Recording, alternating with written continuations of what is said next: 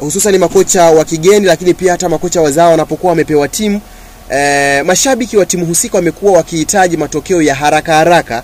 Maana yake wamekuwa wakihitaji wakione timu inacheza katika flow ile walioizoea. Sasa kitaalamu wewe ni kocha, professional kocha. Kocha anapokuwa ameingia katika timu mpya, amekabidhiwa timu, anahitaji muda gani ili kusudi aweze kuingiza falsafa zake ambazo pengine zinaweza zikaendana na klabu, ili kusudi wa mashabiki waweze kuliona soka lenyewe sasa la kocha mwenyewe huyu ambaye amekabidhiwa timu? Kwanza kabisa timu inashauriwa ikiwa na mwalimu ambaye ameanza vizuri kwa maana ya maandalizi ya kuandaa timu kwa ajili ya mashindano. Huwa timu inashauriwa isiachane na mwalimu yule mpaka ikifikia wakati wa mapumziko tena yale ya katikati ya msimu. Huwa kuna kama wakati mwingine wiki moja au wiki mbili, ili mwalimu mpya akija apate muda wa kutosha wa kuandaa timu. Lakini timu inapotokea kwa bahati mbaya kulingana na mazingira na sababu mbalimbali imelazimika kuachana na mwalimu kisha kupata mwalimu mpya, yule mwalimu mpya anapofika kwenye timu sasa, huwa kuna mambo yanayozingatiwa. Kwanza, mwalimu yule aliyekuja huko alikotoka, mpira alikuwa anafundisha unafanana kiasi gani na timu yenu na unafanana kiasi gani na ufundishaji wa mwalimu aliyeondoka. Ikiwa kuna kufanana kwa kiasi fulani, walau atakuwa 40 au 50, mwalimu huyu mpya hana kazi, kwa sababu atafanya muendelezo wa kile ambacho amekikuta. Lakini ikitokea mwalimu amekuja mpya lakini na falsafa yake tofauti na ya timu yenu, lakini pia ni tofauti hata ya mwalimu aliyeondoka, hapo anakuwa na vitu vingi vya kufanya marekebisho. Kwa maana hiyo sasa anahitaji muda walau wa wiki 2 ambazo hazina mechi za ushindani katikati, ili aweze kurekebisha timu yake. Okay. Kwa hivyo mwalimu anayekuja mpya, huwa vizuri wale watu wa scouting wasichukue tu mwalimu kwa vile tu yupo anapatikana, bali wachukue mwalimu kwanza level yake ya coaching iwe inafikia kiwango sahihi, kwa maana ya makaratasi yake yawe ni sahihi. Alafu la pili, mwe mmeshamchunguza kwamba anafanana kiasi gani na falsafa yenu, aidha falsafa mwalimu aliyeondoka, ili simchukue muda mrefu kuweza kufanya marekebisho. Nafikiri umekuwa ni mfuatiliaji mkubwa sana wa soka la hapa Tanzania, hususan katika michuano ya NBC Premier League ambayo imekuwa ikiendelea. Tukizungumzia kwa vilabu vyetu vikongwe Simba na Yanga, hususan kwa upande wa Young Africans ambao taarifa zinazungumza kwamba mashabiki hawaridhishwi na namna ambavyo timu inacheza, maana yake moja kwa moja unaligusa moja kwa moja benchi la ufundi la Romain Folz. Na taarifa zinazosambaa, mashabiki wanajaribu kupush ili viongozi waweze kuachana na kocha yule na kuleta kocha mpya. Pengine kama ikitokea Young Africans wakachana na kocha wakati ambao bado ni mapema, ni mechi 2 tu peke yake za ligi kuu, ni kitu gani ambacho kinaweza kikatokea kuna kwa klabu ya Young Africans? Je, ni bora waachane naye walete mwalimu mwingine ambaye atakuja kwanza moja, au waendelee na huyo huyo? Kwanza mwalimu huyu aliyopo katika timu ya Yanga, nafikiri jina lake kama Folz. Yes, Romain Folz. Okay, kocha huyu anatakiwa angaliwe kwenye mechi na kwenye mazoezi, kwa sababu kitu kinachofanyika kwenye mazoezi kifahamike ni kitu gani, kisha sisi tunaokiona kwenye mechi tukionekane sasa kinaoana na gani na kitu cha kwenye mazoezi. Sasa wao Yanga, kwa maana viongozi, wachezaji na mashabiki, kwa sababu wao wanaiona timu yao sehemu mbili, wanaiona kwenye mazoezi na wanaiona kwenye mechi, wanatakiwa wawanishe. Kama kwenye mazoezi anaufundisha mpira ule wanaoutaka, lakini kwenye mechi ya uruhuni inamaanisha anafundisha mpira mazoezini, timu iunganike, baadaye icheze vizuri, lakini kwenye mechi anawapa maelekezo ya kuweza kupata ushindi. Lakini kama akiwa anafundisha hivi wanavyocheza ndivyo anavyofundisha kwenye mazoezi, ina maana kamwe chini ya mwalimu huyu Yanga hawatocheza mpira wanaoutaka. Ikiwa hivyo, kumwacha ni sawa, kwa sababu wao wanataka mpira waliozoeshwa na Nabi ambao ukaja ukaendelezwa na makocha wengine. Sasa kama wanataka hivyo, na ikiwa mazoezini afanye hivyo, wamuondoe. Lakini kama mazoezini anafanya vizuri, haitokei tu kwenye mechi, wamsubiri, kwa sababu pia atafanya vizuri, kama ambavyo makocha wengi wa Yanga wamekuja mwanzoni hawakucheza mpira mzuri, hata Nabi mwanzoni ya kuonyesha kiwango bora, hata Gamondi mwanzoni ya kuonyesha kiwango bora. Ukiachia makocha wawili waliopita, wao walikuja kuiunganisha timu vizuri na ikaendelea vizuri.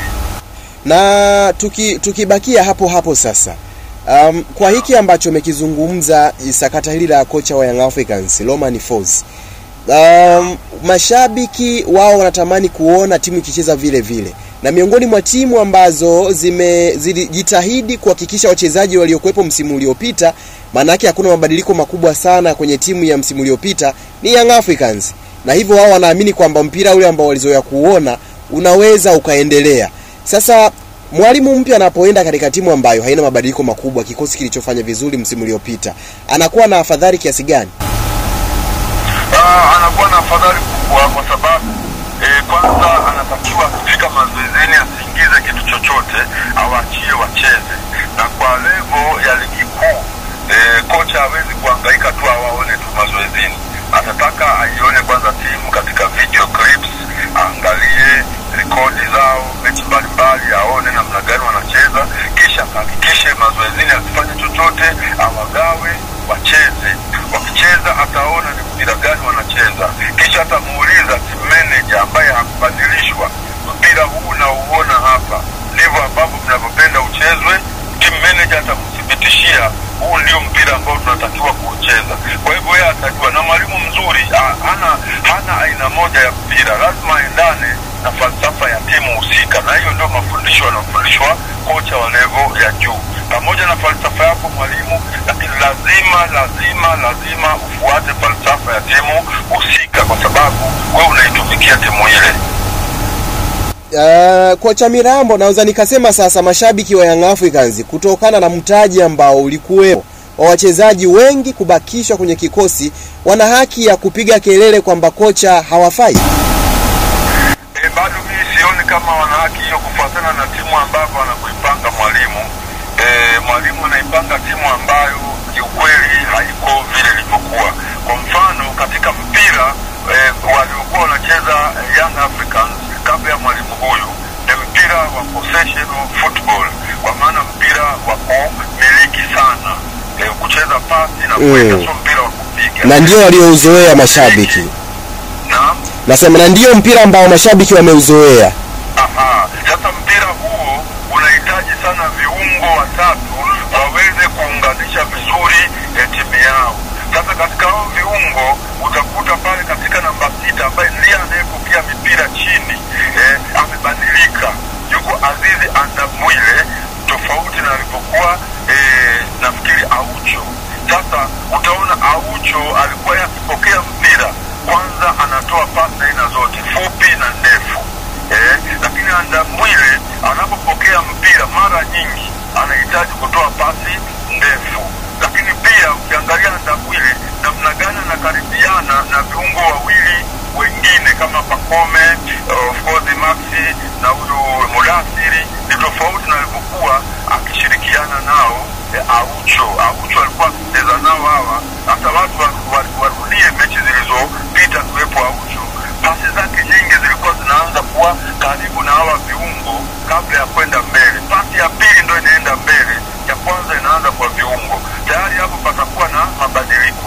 Lakini mwalimu huyu pia amepata bahati mbaya, anaingia kwenye timu wakati kijana mwenye kasi kubwa ambaye anaweza kufanya timu ibadilike namna ya kucheza eneo la juu, tayari amekuwa nje ya uwanja, Clement Mzize. Sasa hilo nalo ni tatizo, lakini inaelezwa kwamba ameanza kulikava na mechi hizi zinazokuja ikiwemo ya kimataifa anaweza akacheza. Kwa hivyo kwa mimi binafsi nategemea sasa Yanga wanaweza wakaanza kuona sasa ule mpira ambao wanahitaji kuona. Mwalimu, wameondoka wachezaji wengi Young Africans. Umemzungumzia Khalid Aucho ambaye alikuwa akicheza katika eneo la chini la kiungo namba 6. Lakini pia kabla ya Aucho aliondoka Stefani Aziziki, mchezaji ambaye nafikiri alikuwa ni mwiba mchungu kwa wapinzani katika eneo la ushambuliaji. Inawezekanaje mchezaji mmoja kuondoka kwenye kikosi ukabadili mfumo wa kiuchezaji mwalimu?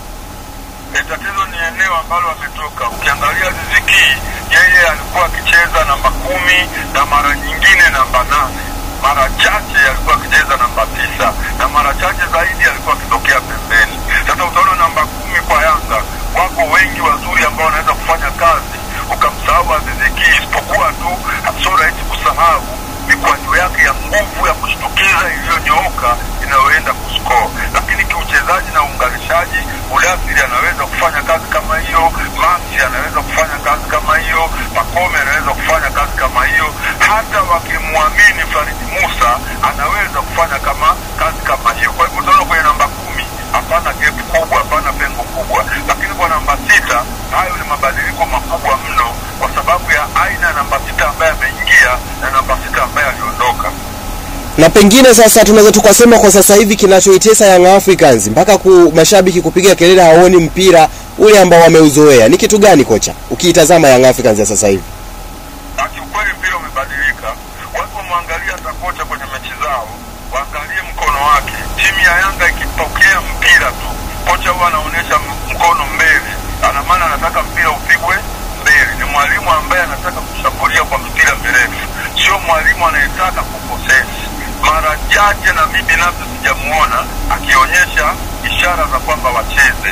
Kwa hivyo kuna mabadiliko makubwa kwa kweli katika aina ya mpira wanaocheza sasa na kipindi kilichopita. Sasa wanacheza mpira wa pasi ndefu, kwa maana ni aina ya power plays tunasema.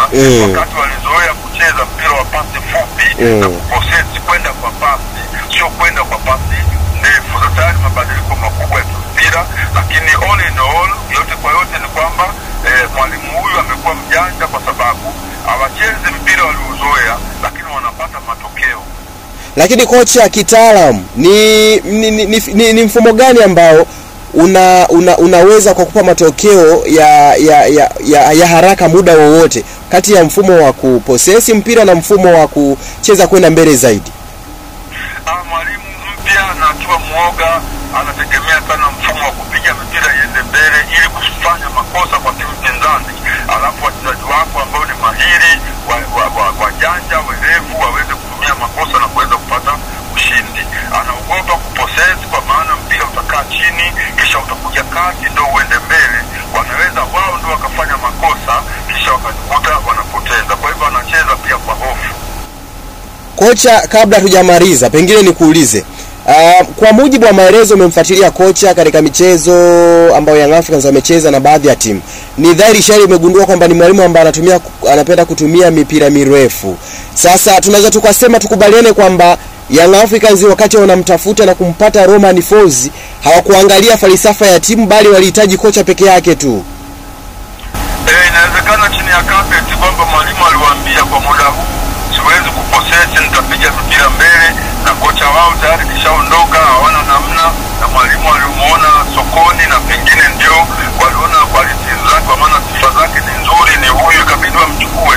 Na ndio maana unaona wanaolalamika mashabiki, lakini viongozi bado wanamvumilia.